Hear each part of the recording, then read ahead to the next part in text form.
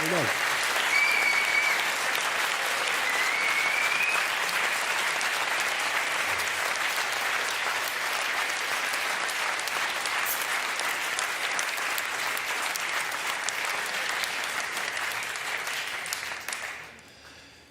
Kennen Sie die? Ändert sich doch nichts, Herr Rita. Wieso ändert sich denn nichts? Ja, ändert sich doch nichts. Ist doch egal, wen man wählt, ändert sich doch nichts. Ja, wieso ändert sich denn? Ja, es ändert sich doch nichts. Wieso ändert sich denn? Es ändert sich doch nichts. Wissen Sie noch, wo Deutschland 1945 stand? Wir waren der singuläre, ultimative Albtraum der Menschheitsgeschichte. Und jetzt sind wir was? Das beliebteste Land der Welt? Ändert sich nichts. Man möchte sie schütteln, die Brüder. Deutsch und Nazi sind die schlimmsten Schimpfworte der Menschheitsgeschichte. Und jetzt sind wir was? Das Sehnsuchtsland. In 3 Generationen, von ganz unten nach ganz oben. Das gab es überhaupt noch nie. Wir müssten den ganzen Tag vor Glück durchgrinsen eigentlich. Das ist nicht 5000 Jahre her, das ist 80 Jahre her. Das waren unsere Großeltern. Vor 80 Jahren sah Deutschland aus wie Syrien heute. Wissen wir, wie Syrien in 80 Jahren aussieht? Wenn die halb so gepampert werden wie wir damals, dann bauen die in 80 Jahren vielleicht auch ihre Frauenkirchen wieder auf. Weiß man doch nicht. Und dann sitzen da übergewichtige Syrer auf dem Sofa, glotzen Netflix und sagen, ändert sich doch nichts. Ändert sich doch nichts. Das ist doch nicht möglich. Was?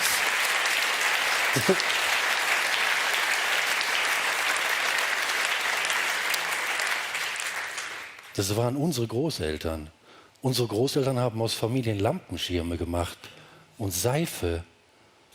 Schon vergessen? Das haben wir alle in der 10. Klasse in Geschichte gelernt. Und für die, die es nicht gelernt haben, gab es jahrelang Guido Knopp. Ja, ganz niederschwelliges Angebot. Wo kommt dieser Pessimismus her? Das verstehe ich nicht. Der Islam ist nicht reformierbar. Wenn ich so einen Satz schon höre, der ist nicht nur schrecklich, der ist einfach falsch. Während wir hier 500 Jahre Reformation feiern, sagen wir, der Islam ist aber nicht reformierbar. Wo kommt der Defätismus her? Das verstehe ich nicht. Diese Kleinmütigkeit, diese Ängstlichkeit. Die Reform ist die Konstante in der Menschheitsgeschichte. Das hat man 1000 Jahre lang auch über das Christentum gesagt. Das ist nicht reformierbar. Wir hatten 1000 Jahre lang dieses katholische Kalifat in Rom mit den katholischen Kalifen. So eine dünne, degenerierte Adelsschicht und 99,9% arme, ungebildete, kranke Sklaven.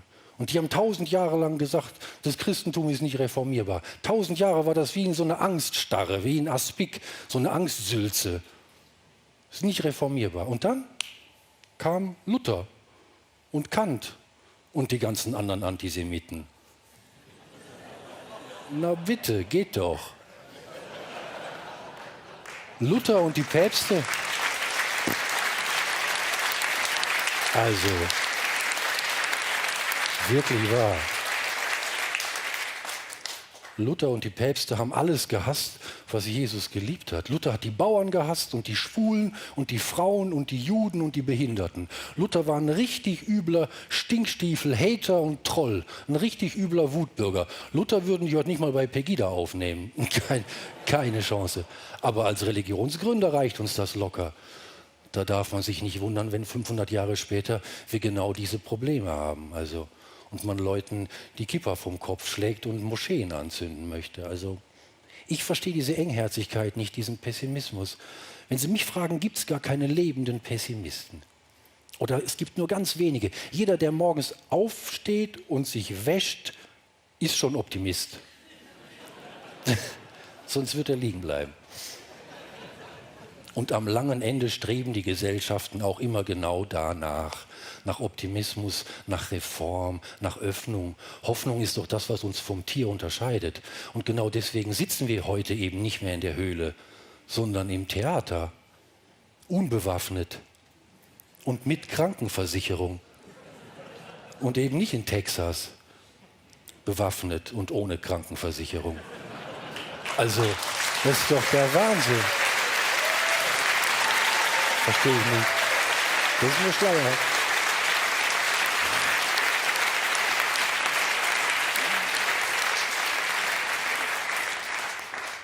Ich kann das schon verstehen. Ich habe auch Momente, wo man halt verzagen möchte, wo du halt auch nicht mehr weißt, was das Ganze soll und ob es das überhaupt noch bringt. Ich sitze dann vollkommen verzweifelt vor irgendeiner Vorstellung in irgendeiner Stadt, in irgendeiner Garderobe und denke, das hat überhaupt keinen Sinn. Der Permafrost taut auf und die Polkappen schmelzen immer noch schneller als letztes Jahr prognostiziert und wir haben 6-mal so viel Plastik wie Plankton im Meer. Es ist furchtbar. 3-mal so viel Lobbyisten wie Politiker und Manager verdienen 300-mal so viel wie Angestellte. Die Neoliberalen und die Rassisten, die haben die Demokratie fest im Würgegriff. Es ist furchtbar. Urwälder werden abgeholzt. Die Kipppunkte sind doch sicher schon längst erreicht. Wir schaffen das nie. Für Fleischkonsum werden die abgeholzt. Die Leute essen Fleisch, als gäbe es keinen Morgen. Politiker machen Werbung mit Nackensteaks statt mit solidarischer Landwirtschaft. Wir haben jetzt sogar ein Tierwohl-Label auf dem Kotelett. Wenn ein Kotelett jetzt Tierwohl-Label ist, dann sind wir ganz unten angekommen. Wenn die Wurst Tierwohl ist, die Wissenschaft wird diffamiert wie zu Zeiten der Inquisition. Das ist furchtbar. Die Armen und die Frauen und die Schwulen, People of Color, Juden, Muslime, alle werden bedroht und verachtet. Halle und Hanau, Menschen werden ermordet. Es ist furchtbar. Unsere Kinderzimmer sind randvoll mit Einwegelektronik. Überall liegen Elektroroller in der Gegend rum.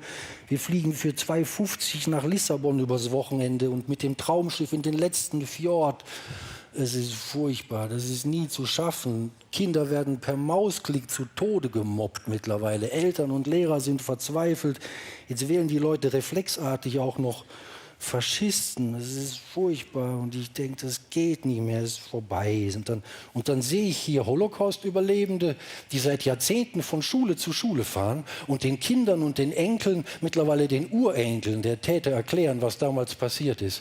Das ist ein so riesiger Liebesdienst an dieser Gesellschaft, das kann man gar nicht hoch genug bemessen. Und ich denke, wenn die denn glauben, ja, das ist unfassbar.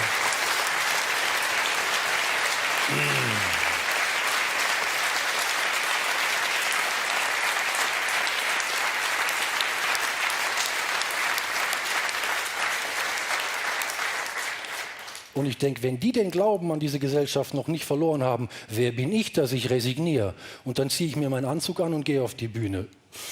Vielen Dank für Ihre Aufmerksamkeit.